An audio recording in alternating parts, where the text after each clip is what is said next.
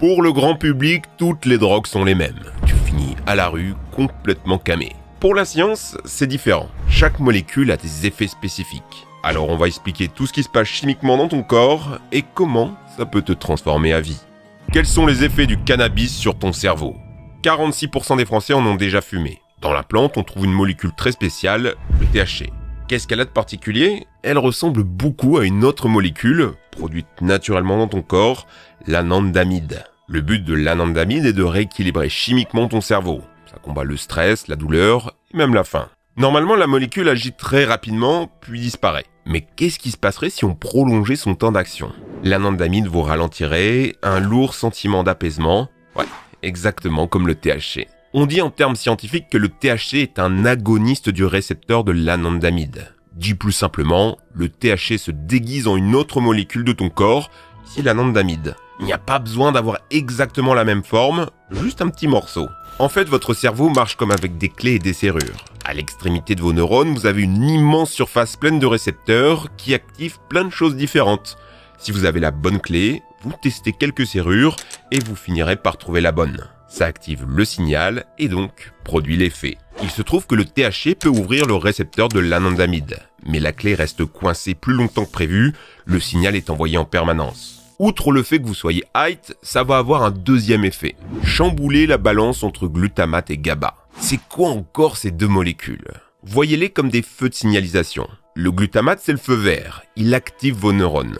Le GABA, lui, les freine. Il permet de calmer ceux qui sont trop excités. Il faut une balance entre les deux, surtout dans les régions de votre cerveau qui produisent la dopamine, la molécule de la récompense. Une sensation de plaisir, de travail bien fait, vous faisant croire que c'est bon pour vous. Le THC ne va pas directement agir là-dessus, mais plutôt ralentir la production de GABA. Le feu rouge disparaît, la production de dopamine n'a plus aucun frein. Les robinets sont grands ouverts, vous vous noyez dans la dopamine, le plaisir. Oui, mais au bout d'un moment, il n'y aura plus de dopamine dans la réserve, non ? Alors l'effet s'arrêtera ? Pas exactement. Tant qu'il y a du THC, vos neurones ne seront jamais à court de dopamine. Tu en produis à l'infini. Juste qu'à force de sursolliciter vos neurones, votre cerveau va s'autoréguler et va détruire des récepteurs à dopamine. C'est pour ça que refumer juste après vous fera moins effet. Alors vous serez tenté d'augmenter la dose, mais c'est une erreur. À force, vos neurones vont se fatiguer et mourir, vous perdez de la matière grise, ce qui va lourdement impacter votre mémoire et vos capacités d'apprentissage. Des études ont montré que si vous fumez régulièrement avant vos 25 ans, vous perdez plusieurs points de QI à vie. Oui mais bon, moi le cannabis, je l'utilise pour me soigner, man. Alors déjà, si tu as l'impression que fumer te fait du bien, c'est parce que tu es trompé par cette dopamine artificielle. Et plus concrètement, ce n'est pas le THC qui te soigne, mais plusieurs autres molécules, dont le CBD. Il y a plusieurs études qui montrent ses bénéfices, et c'est légal. Mais attends, le THC et le CBD, les deux molécules se ressemblent beaucoup, non ? En fait, il suffit d'une petite différence d'un atome, et la clé ne rentre plus dans la serrure. L'action du CBD, c'est plutôt d'empêcher la dégradation de l'anandamide, et comme elle a des effets plus courts et moins puissants que le THC, on n'a pas l'effet high et nocif. Attention par contre, qu'importe ce que vous fumez, ça sera nocif pour vos poumons. Quels sont les effets de l'héroïne et de l'opium sur ton cerveau ?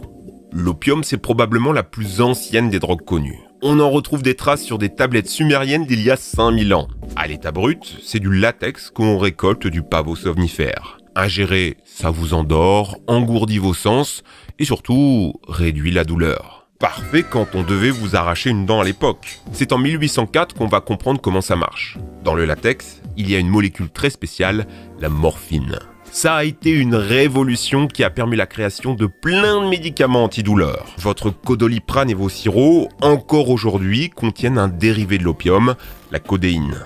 Le problème de la morphine, c'est qu'elle passe très mal la barrière protectrice du cerveau, ce qui limite ses effets. Alors les chercheurs ont voulu rendre cette morphine plus efficace, qu'elle puisse passer la barrière et qu'elle soit à 100% de ses effets. C'est comme ça qu'ils ont créé la diamorphine. De son petit nom, l'héroïne. Oui, à l'origine, c'est un médicament, le plus puissant des antidouleurs. La diamorphine passe facilement la barrière du cerveau, puis se retransforme en morphine normale.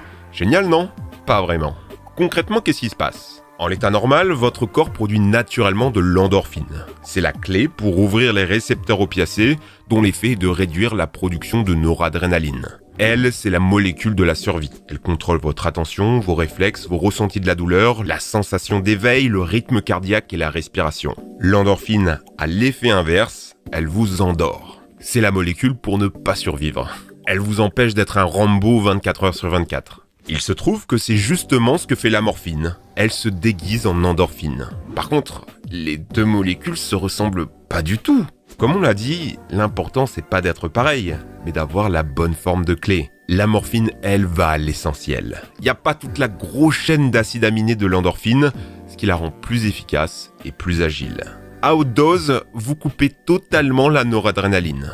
Votre rythme cardiaque et respiratoire ne sont plus régulés, vous mourrez d'une overdose. Le problème, c'est que le cerveau s'habitue très vite à la morphine.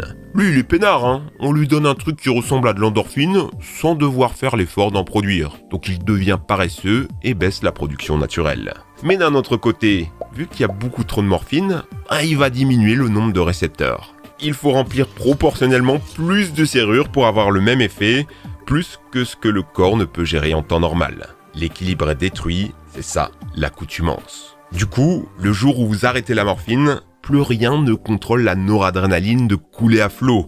Les douleurs sont plus fortes, vous avez mal à la tête, des crampes, des vertiges, et puisque la morphine agit aussi sur le circuit de la récompense, vous tombez dans le craving, cette furieuse envie de reconsommer. Ça peut durer des semaines, voire des mois, avant que le corps ne se rééquilibre. Sachez-le, vous en avez déjà probablement consommé. Des formes affaiblies que vous trouvez dans des médicaments vendus en pharmacie. En cas de fracture grave, avec des douleurs intenses, on peut vous donner du fentanyl, très proche de l'héroïne. Quels sont les effets de la kétamine et du gaz hilarant sur ton cerveau? Nato a fait une vidéo récemment parlant de son opération pour un doigt cassé. Pour la détendre, à l'hôpital, on lui a proposé des spécial K. Non pas les céréales, mais de la kétamine. Elle décrit ça comme quelque chose de psychédélique avec des champignons qui dansent, mais ça n'a rien à voir avec du LSD ou des champignons magiques. La molécule a des effets plus proches d'une drogue, vendue légalement au supermarché. Dans les années 1800 aux États-Unis, il était commun de s'amuser en soirée avec du gaz hilarant. On remplissait un ballon et on l'inhalait. Exactement ce que font les jeunes aujourd'hui avec ces capsules de chantilly que vous avez peut-être déjà vues par terre dans la rue. À l'intérieur, il y a du protoxyde d'azote, une molécule toute simple avec juste 3 atomes. Étant minuscule, elle rentre facilement partout dans votre corps. Respirez le ballon et en quelques secondes, vous en avez dans le cerveau. Et le proto, il aime foutre le boxon. Il va se déguiser en une molécule encore plus petite produite naturellement dans ton corps, le monoxyde d'azote. C'est une clé pour bloquer les récepteurs NMDA. Car s'ils sont tous ouverts, vous seriez trop stressé et vous seriez incapable de dormir. Mais si on en bloque trop, alors vous allez rigoler, perdre la notion du temps, avoir l'impression de voler, de partir dans des rêves les yeux ouverts. C'est ce que fait le gaz hilarant. Il bouge tous vos récepteurs NMDA. Heureusement, il est très vite éliminé, non sans causer quelques dégâts au passage, en détruisant de la vitamine B12 et en empêchant l'oxygène d'arriver à ton cerveau, ce qui peut causer des dégâts irréversibles. Eh bien, sachez-le, 2 autres drogues agissent sur la même mécanique. Le poppers d'abord, ces petits pots qu'on sniffe, c'est en fait du nitrildamyle qui va libérer du monoxyde d'azote dont on parlait à l'instant. La deuxième drogue similaire, c'est bien sûr la kétamine, qui a la bonne forme de clé pour boucher les récepteurs NMDA. Et vous voyez le problème, là où les petites molécules s'éliminent rapidement, la kétamine reste, et pour longtemps. Là où le gaz hilarant s'élimine en 2 minutes, la kétamine fait effet pendant 1 heure, ce qui épuise votre cerveau. Ça s'attaque aussi à vos reins qui ont beaucoup de difficultés à l'éliminer. Étonnamment, à petite dose, la kétamine est étudiée pour combattre les addictions. Oui, vu que c'est un dissociatif, elle va séparer les associations d'idées. Un alcoolique associe la bière à une odeur, une vision, un plaisir. La kétamine va dissocier le tout. Mais attention, uniquement dans le cadre de recherche médicale. Ça marchera pas chez vous. Quels sont les effets du LSD et des champignons sur ton cerveau? Est-ce que vous saviez que tous les grands philosophes grecs avaient pris du LSD? Socrate, Platon, Aristote, ils ont tous plané comme des hippies. À l'époque, il existait un culte secret, les mystères d'Éleusis. Il était strictement interdit d'en parler. On ne connaît quasi rien de leur rite, sinon qu'à la sortie, votre vision du monde changeait à jamais. Vous aviez vu les dieux. L'archéologie a permis de comprendre le pourquoi. On a retrouvé des traces de consommation de blé infectées par le champignon ergot de seigle, qui produit une puissante molécule hallucinogène. C'est elle qui sera synthétisé et modifié pour donner le LSD par le célèbre Albert Hofmann en 1938. Toutes les civilisations ont leur hallucinogène. Champignons, crapauds, éponges de mer, fleurs, cactus, ayahuasca, on en trouve partout dans la nature. Et devinez quoi ? À chaque fois, c'est la même chose. Entre du LSD chimique et un champignon hallucinogène, c'est le même effet biologique. Leurs molécules actives ont toute la bonne forme de clé, et ce qu'elles ouvrent, c'est les récepteurs à la sérotonine, dont certains très spéciaux. La sérotonine, c'est une molécule importante pour ton corps. Elle va te rendre heureux, t'aider à t'endormir ou calmer tes émotions. Si tu en manques, tu vas devenir plus instable, ne plus dormir et avoir du mal à mémoriser. Justement, une étude a montré que certaines formes d'autisme étaient causées par un manque de récepteurs à la sérotonine. Mais attends, si c'est produit naturellement par le corps, pourquoi on n'hallucine pas constamment ? Alors déjà, ça se discute. Le processus des rêves étant lié à la sérotonine, pendant que vous dormez, vous faites un peu un gigatrip aux acides. Alors que la journée, vous n'activez quasiment pas ces récepteurs. Sauf à prendre des hallucinogènes. Le problème, c'est que le LSD va s'y accrocher longtemps, empêchant la circulation rapide des informations. Elles vont s'accumuler jusqu'à créer un embouteillage de pensées. Tout finit par se mélanger, les couleurs vous paraissent plus vives, vous aurez l'impression que les objets s'animent. Les formes et les distances changent, les perspectives sont distordues. C'est pour ça que le LSD est considéré comme le plus puissant psychédélique. Sa clé est parfaite. Ses effets durent jusqu'à 12 heures, là où les champignons sont plus rapidement éliminés. Quand une substance active trop longtemps un neurone, c'est généralement mauvais signe. Mais dans le cas des hallucinogènes, c'est un peu différent. De nouvelles connexions neuronales sont créées. Comme une plante qui envoie ses racines partout. Certains chercheurs parlent même d'un engrais à neurones. Le deuxième avantage, c'est que ces substances ne sont pas addictives. Vu que le système de récompense n'est pas en jeu, il n'y a pas de sensation de manque. Le troisième avantage, c'est que l'overdose est presque impossible. En 2020, une femme a ingéré 55 mg de LSD. Plus de 500 fois la dose récréative. Pour info, l'héroïne est mortelle jusqu'à 3 fois la dose commune. Eh bien, avec le LSD, la femme n'a eu aucune séquelle. Elle dit même qu'une de ses douleurs au pied a disparu. Par contre, il y a quand même 2 gros risques. Le premier, c'est de vous blesser pendant les hallucinations. Le second, c'est le bad trip, avec des troubles psychotiques proches de ce que peut vivre un schizophrène. Il y a des monstres qui vous entourent, l'impression d'être contrôlé par une machine, d'être coincé dans une boucle temporelle, que les gens savent ce que vous pensez, des flashbacks de vos traumatismes, des idées qui tournent en boucle et qui vous donnent l'impression de se noyer dans votre propre tête. Heureusement, c'est temporaire. Après, vous avez peut-être déjà entendu parler de ces gens restés coincés. Une bonne partie de ces récits sont des légendes destinées à vous faire peur. Le LSD finit toujours par s'évacuer de votre corps. Ok, une partie peut rester coincée dans les os ou les graisses et se libérer sans que vous le vouliez. C'est les retours d'acide. Mais il faut vraiment avoir énormément consommé pour que ça soit un problème. Non. Le risque, c'est plutôt le réveil de psychopathologies latentes, comme la schizophrénie. Surtout si vous en prenez jeune. Une personne peut avoir la maladie endormie en elle. Dans des situations particulières, comme un stress intense, cette maladie peut se réveiller et être dévastatrice pour toujours. Le LSD peut déclencher ça plus tôt que prévu, mais tôt ou tard, ça serait arrivé. Quels sont les effets de l'ecstasy, cocaïne et méthamphétamine sur ton cerveau ? Sachez-le, une boisson énergisante a provoqué l'une des plus grandes crises sanitaires au monde. On est au Japon, début du XXe siècle, et tout le monde veut boire de l'iropone, une boisson à base d'une plante, l'éphédra chinois. Enfin, plus exactement, d'une molécule modifiée à partir de cette plante, la méthamphétamine. Oui, la même substance que Breaking Bad. On peut la trouver dans la nature sous la forme d'éphédrine, que les Japonais ont transformée en meth. Ouais, c'est eux qui l'ont inventée. Grâce à elle, les ouvriers pouvaient travailler des heures sans dormir. Les soldats deviennent de vraies machines à tuer. Le pays s'étend à la moitié de l'Asie.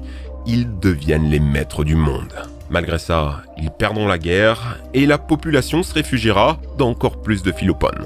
Il faudra attendre 1954 pour que ça soit interdit, après le meurtre d'une jeune écolière par un addict de 20 ans. Concrètement, ça fait quoi dans ton corps ? Vous vous souvenez du mur de serrure qui tapisse l'extrémité de vos neurones ? Tout autour, vous avez plein de signaux chimiques qui essayent de s'y emboîter, d'avoir la bonne clé. Et malheureusement, beaucoup échouent.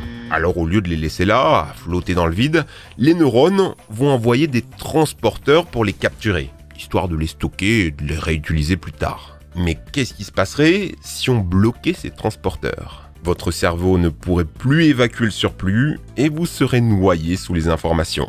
C'est comme ça qu'agissent les amphétamines et la cocaïne.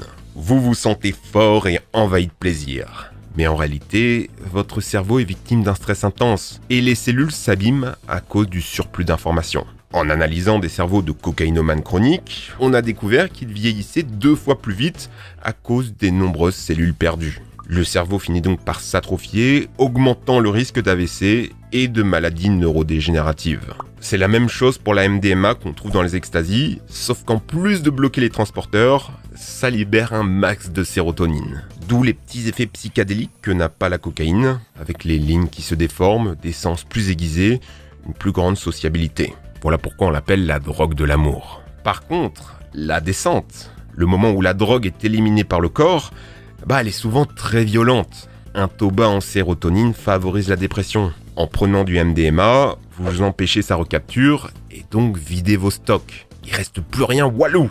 Résultat, après la soirée, un gros sentiment de déprime pendant plusieurs jours. Malgré tous ces défauts, les amphétamines sont encore utilisées comme médicaments. Par exemple, la Ritaline ou l'Adderall pour traiter les TDAH, troubles de l'attention et de l'hyperactivité. Des gens comme moi qui sont incapables de se concentrer plus de 5 minutes, même dans une pièce vide. On sait pas comment ça marche, on sait juste que les amphétamines permettent de réduire les symptômes.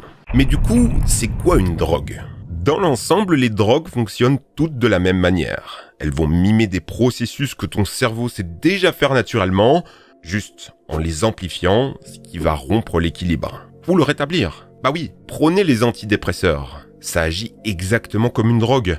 Par exemple, en empêchant la recapture de la sérotonine, ce qui peut être une cause de la dépression. On en revient à ce que disait Paracelse. Tout est poison, rien n'est poison, c'est la dose qui fait le poison. Entre drogue et médicaments, c'est une question de dose et de contexte. Voilà pourquoi il faut laisser la recherche étudier ces substances. Elles sont mauvaises parce qu'on les utilise mal. Mais en soi, elles sont neutres. Tout est déjà dans votre cerveau dont on ne comprend toujours pas le fonctionnement.